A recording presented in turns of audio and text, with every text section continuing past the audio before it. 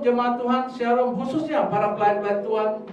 Seperti biasa setiap hari Jumat kita berdoa jam 7 malam di gereja untuk kita berdoa. Pelayan-pelayan Tuhan di hari Sabtu dan di hari Minggu. Tapi hari ini kita berdoa di rumah masing-masing. Dan kita tetap percaya pertolongan Tuhan juga mengalir, menyertai ibadah live streaming dengan anak youth dan ibadah hari Minggu di rumah masing-masing. Kita percaya doa orang benar, kata Alkitab, bila dengan yakin didoakan, sangat besar kuasanya. Sebelum saya bacakan satu bagian firman Tuhan, dan kita akan mulai doa pengerja kita, jemaat Tuhan, kita naikkan pujian, ku yakin akan kuasa Tuhan. Ku yakin saat kau berfirman, ku menang saat kau bertindak. Amin. Hidupku hanya amin oleh perkataanmu. Oh Yesus, ku aman karena kau menjaga. Ku kuat karena kau menopang. Yes. Hidupku hanya ditentukan oleh kuasa-Mu. Bagi Tuhan tak ada yang mustahil. Bagi Tuhan tak ada yang tak mungkin. Mujizatnya disediakan bagimu, diangkat dan dipulihkannya. Bagi Tuhan, amin, tak ada yang mustahil. Bagi Tuhan tak ada yang tak mungkin.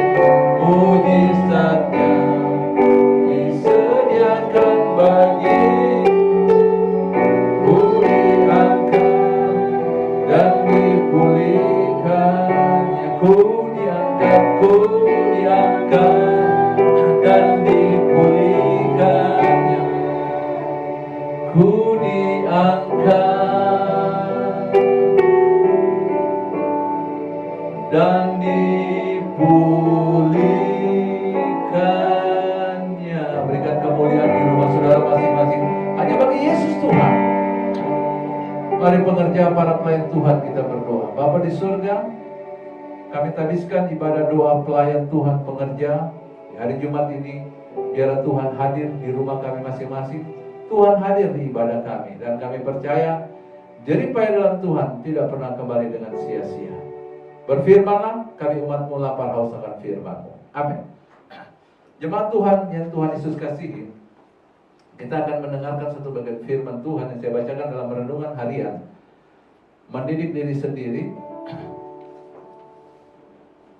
Titus 2 ayat 7, dan jadikanlah dirimu sendiri suatu teladan dalam berbuat baik, hendaklah engkau jujur dan bersungguh-sungguh dalam pengajaranmu. Seorang ayah mengingatkan anaknya untuk segera belajar sementara diri sendirinya asik menonton televisi. Seorang ibu membatasi anaknya bermain gawai sementara ia tidak pernah melepaskan gawai dari tangannya. Seorang atasan mewajibkan bawahannya datang sebelum jam 7 sementara ia sendiri selalu datang jam 8. Mengatur orang lain mengabaikan diri sendiri, hal ini mungkin lebih mudah dilakukan karena gajah di pelupuk mata tak tampak, semut di seberang lautan tampak.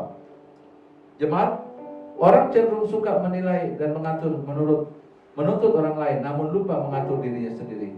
Memperhatikan orang lain untuk kemudian memberikan penilaian hingga lupa mengerjakan sebagiannya.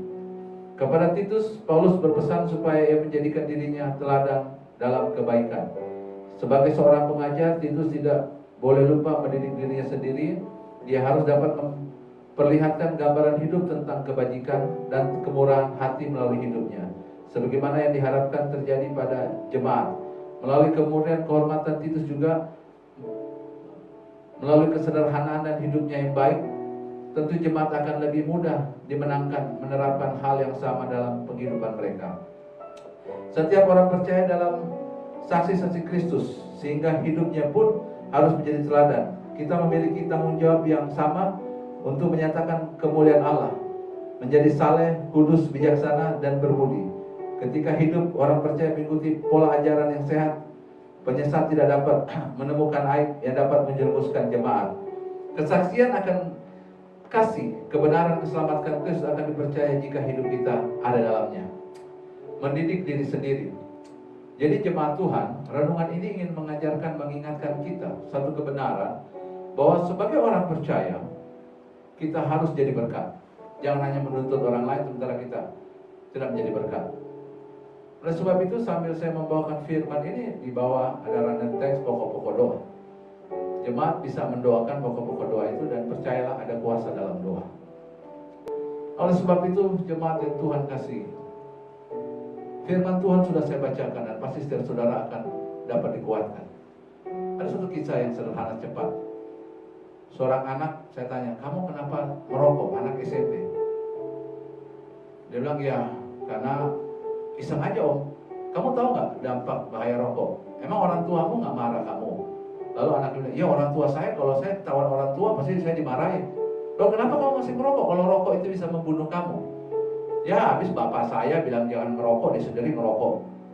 Merokok melulu sambil nasihatin saya sambil merokok. Perhatikan, anak ini ternyata mau saja, tapi dia nggak dapat keteladanan dari orang tuanya. Orang tuanya melarang dia merokok, orang tuanya sendiri merokok.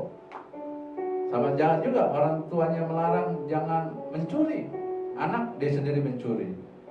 Jangan main judi, dia sendiri juga main judi. Jadi yang dibutuhkan bukan sekedar kata-kata larangan, tapi teladan. Itu saja yang saya percaya dalam Tuhan akan menguatkan kita. Mari kita berdoa jemaat, mengakhiri ibadah doa pengerjaan di rumah masing-masing, dan saya percaya Tuhan menolong kita semua. Bapa di surga, surangkaian doa ini biarlah hati Tuhan disenangkan. Kami bersyafaat dengan pokok-pokok doa yang kami naikkan. Kami percaya ketika Nabi Elia dan manusia biasa berdoa, hujan tidak turun. Hujan tidak turun selama 3,5 tahun. Dan kami percaya ketika Elia berdoa, hujan turun. Kami percaya kami pun manusia biasa, tapi kami punya kuasa yang luar biasa dalam Tuhan. Dan kuasa Tuhan yang luar biasa itu yang akan menolong kami, menguatkan kami, menuntun kami. Dan kami akan naik dan tidak turun, menjadi kepala dan bukan ekor. Kami percaya ibadah pemuda, ibadah umum, dan semua kami doakan juga ibadah gereja-gereja lain di seluruh dunia diurapi oleh Tuhan. Tuhan hadir di setiap rumah, di setiap ibadah, nama Tuhan dipermuliakan. Kasih Tuhan, angkatlah kedua tanganmu dan terimalah berkat Tuhan. Para pelayan-pelayan, pengerja-pengerja, Tuhan Yesus menyinari engkau dengan wajahnya, mendadangi engkau dan memberi engkau kasih karunia, dan jeripayamu dalam Tuhan tidak kembali dengan sia-sia. Berkat anugerah dari Allah Bapa, Allah Anak, Allah Roh Kudus mengalir. Haleluya. Amin. Shalom, salam sehati.